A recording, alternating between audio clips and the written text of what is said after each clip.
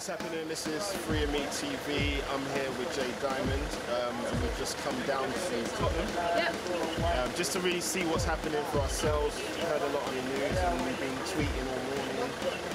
And it was really good because we've been tweeting. Me and Jay have been conversing on Twitter, and it was like, you know what?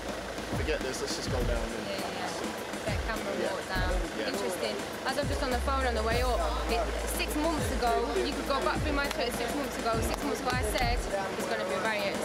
As soon as I seen what the Tories were doing with policies, etc., and I know directly, you know, people would say it's got nothing to do with that, but it's an indirect and undercurrent in the community, the way that people feel.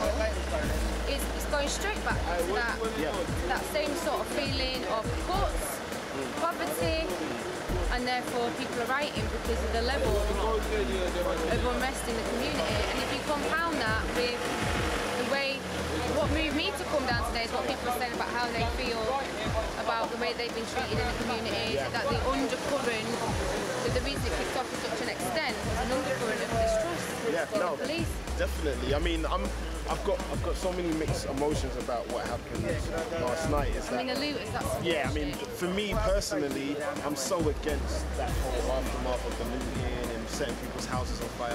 I mean, for me, that's totally unnecessary. I think that obviously came from the point of the initial protest, but I totally disagree with how it's escalated. But like you said, I think the unrest has been there, and it's almost like that was the opportunity for this event. And it's like the flip, you know, I have conflicts of views as well, because the flip side for me is that, you know, people are calling their peoples from other areas to come and loot. You know, you're not helping anyone by fucking up your own community or by fucking up somebody else's community. People's houses, people's businesses, like, you know, small businesses and whatnot. That's not helping anyone. Nah, not at all, not at all. And then we're hearing all sorts of other reports that people are going to reconvene later on tonight, even down in Edmonton. There's talks of people going there. I mean, for me, that's So Free Me TV, we're here with a local resident. You were actually here yesterday. Yeah, bro. What happened, man? Well, basically, I just got out from Paddy Power, Tottenham Riots. Yeah. As soon as I was coming down, walking down here, I see one police car in the middle of the road with no driver, smashed up. And then just when the youths just lit it up on fire.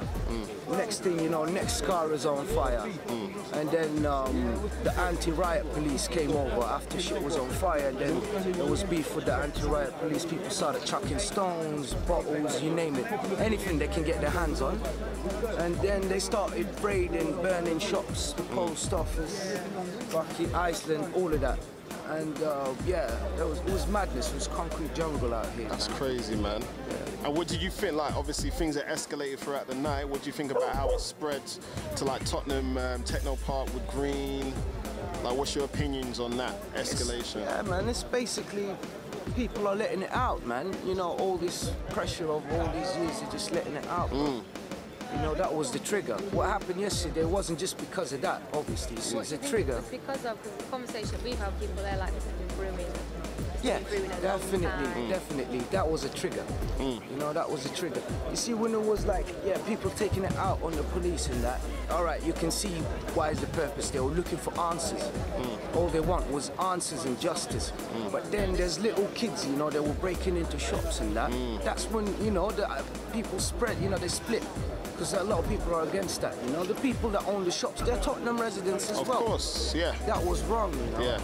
But when it was like against the feds and that, you can see why it was, you know, why the beef was going on. Yeah. But then people started raiding shops and that, you know. That took us like 20 years backwards, man. It's messed up, man. Like me, backwards, man. Personally, obviously, I grew up in Tottenham as well. So obviously, for you, like, where do you see things going from here, man? Well, it can only get worse if they don't solve the problem.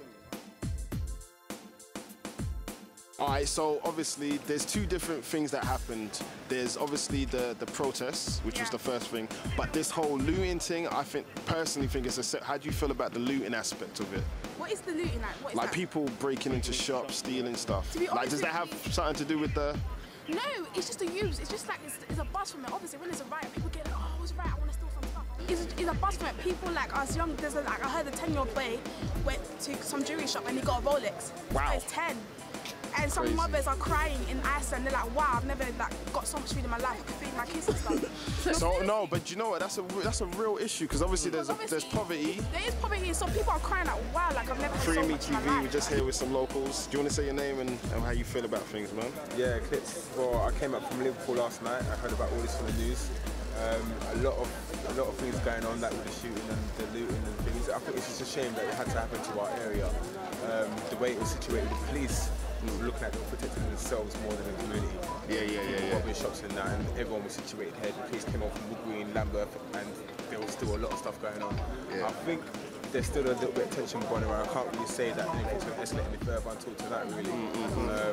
But yeah, I mean, condolences to the family of Mark Duggen, you know, everyone knew him, I knew him as well, and let's see what happens from there. Free Me TV, we're just here on the site in Tottenham, one of the locals. Do you want to say your name and how you feel, man? My name's Andreas. Yeah, I'm local. I was in and around sort of once or twice during the course of the evening last night in the night time. Yeah. And it just, I don't know, from an outsider looking in, it seems that there's kind of more than meets the eye, really. And like the manifestation of what has happened looks very avoidable to be honest, and it seems like it was meant to become unavoidable. No, respect. Thanks for your time. We're here with Free Me. We're here with a local representative. Do you want to say a few words about what happened? Yeah, basically, it all started with a small demonstration, and then it quickly degenerated. It turned into violence, and everything was burning, everywhere was burning, and many people tried to loot as much as possible. And the police basically came very late, and they couldn't do much because it was already late, and they were trying to protect their own safety. And, that's how it went, and we still have no electricity, as you can see. It's crazy, man. Thank you very much. So I think what our main objective is today is we're going to obviously try and go further down Tottenham High Road and kind of just see what's happening, and also get the perspective of local people from all different age ranges and backgrounds, because this whole thing about black and white, for me, that's not what it was about. That was not what it was about. So we want to actually get real people. So stay tuned.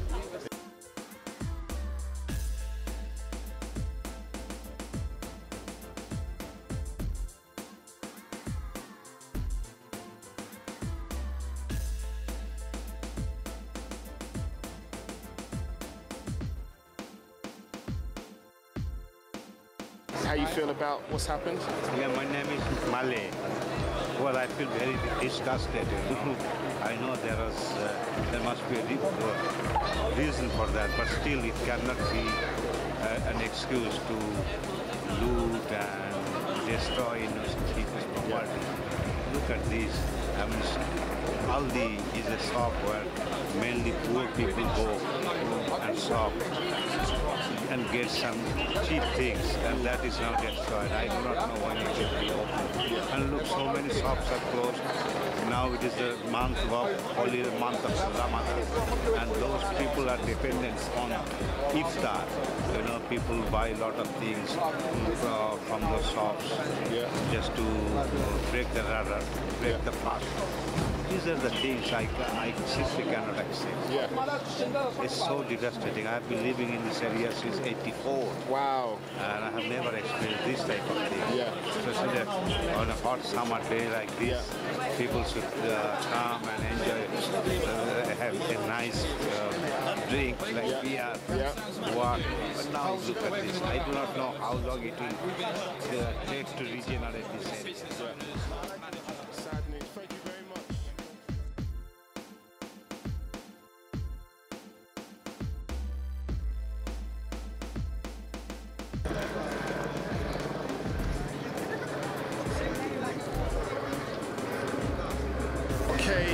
Free Me TV, we're here with Jade Diamond. She's come down to the scene in Tottenham. Just to get, we've walked around, how do you feel at the moment? It feels quite bizarre, to be honest, looking around. It's like a ghost town at the moment in the actual area, and then on the outskirts you've got people milling around, like taking pictures, trying to find out what's happening, and then you've got people in the community that are coming. I just heard a guy ask about the mosques, how do we get access to the mosque? Archie did an interview with an old guy. He said, you know, we're breaking our fast, we need to know where we can get some food from, and they're going to have to work work out where to go. And as we walk down the street there, okay, this is Free Me TV. We're here with a local. He's just going to say a few words. He doesn't want to be seen on camera, but just let us know how you feel about what's happened, man. No, it's just that I wanted to have a little chat about what happened in Tottenham. The reason being is, I'm a Kurdish person that came here and been living in Tottenham, Seven Sisters, for like 17 years. Yeah. And the funny thing about this incident is, this black boy died because he was just shot for nothing quickly. Because in this area, police does not take any chance of anyone like replying back to them. So I reckon he was killed for nothing. Okay. There's a big possibility because I really do see a lot of people dying, you know what I mean? Around here. And a lot of black brothers, mostly the people that I am familiar with, you know what I mean? Around the area, wanted to show a lot of like, they wanted to give an answer to it, innit? Yeah. Right. And I am really, the one thing that's not right about is people's businesses burning, but you really do have to do something about it to, you know what I mean, to give a little reply. People want it to be extreme, like they wanted to know how, you know, it's bad, people need to listen, things like... No, it's like, one thing they need to put in their head is, everybody is the same. Yeah. Not because I am white, you're black, that's not different. If I stab you, you have blood coming out of your body, it's hurting you, you can die. Yeah. You have feelings. Because your skin color is different, it doesn't matter, you know what I mean? There's like animal rights, you know what I mean? If there's animal rights, everybody's the fucking same. So that means you have to, you know what I mean? You can't just say, this is Tottenham, you just shoot him down. No one would have done that in Kensington, Hampstead, or West End. You know what I mean? But okay. And one more thing I really want to say is, I totally do not want this to carry on because of the Olympics, setting not a good example for London, but you know what I mean? Reply, innit? And answer to them. I can ask you one question before you go, man. I hear everything that you just said, like you were saying about this wouldn't happen in Kensington and other areas, okay? Because I grew up in Tottenham as well, so how this looks on the news to the world's media, how do you think that translates to them who don't know Mark, who don't know the area, heard of Tottenham? How many BBC workers do you see around here right now?